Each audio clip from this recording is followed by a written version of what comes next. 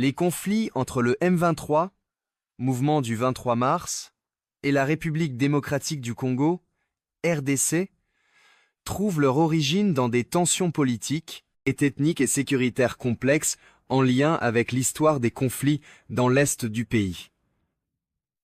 Voici les principales causes de ces affrontements. Origine du M23.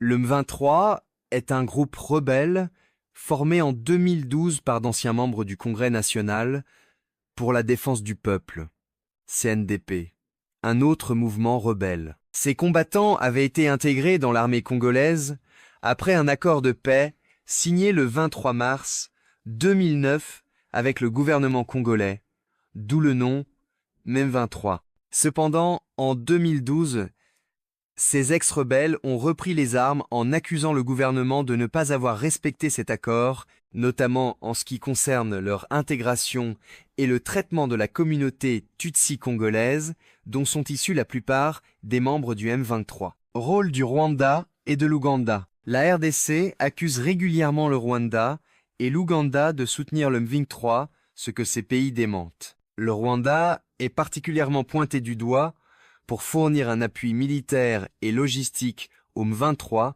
car Kigali considère que certaines forces armées congolaises collaborent avec les FDLR, Forces démocratiques de libération du Rwanda, un groupe Hutu accusé d'abriter des génocidaires de 1994. Richesses minières et intérêts économiques. L'est de la RDC est une région riche en ressources naturelles, or coltan, cassitérite, etc., qui attise la convoitise de plusieurs acteurs, y compris des groupes rebelles, des États voisins et des multinationales. Le M23, comme d'autres groupes armés, cherche à contrôler ces richesses pour financer ses activités. Fragilité de l'État congolais et multiplicité des groupes armés. Le gouvernement congolais peine à contrôler la province du Nord Kivu, où opèrent plusieurs groupes armés.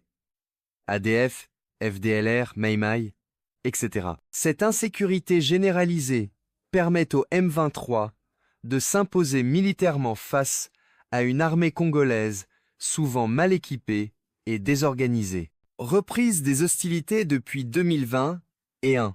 Après une période d'accalmie, le M23 a relancé son offensive en 2021, occupant plusieurs localités stratégiques, notamment Bunagana en 2022. Les combats se poursuivent aujourd'hui, malgré les tentatives de médiation régionale impliquant la communauté de l'Afrique de l'Est, EAC, l'Union africaine et les Nations unies. Conséquences humanitaires. Les affrontements entre le M23 et l'armée congolaise ont provoqué des déplacements massifs de population, avec des centaines de milliers de réfugiés et de victimes. La population civile subit des violations des droits humains, notamment des massacres et des violences sexuelles. Conclusion. Le conflit entre le M23 et la RDC est une guerre aux multiples facettes, mêlant questions ethniques, enjeux géopolitiques, lutte pour les ressources minières et faiblesse de l'État congolais. Tant que ces problèmes ne seront pas résolus, la paix restera difficile à atteindre dans cette région instable. Restez connectés, à bientôt.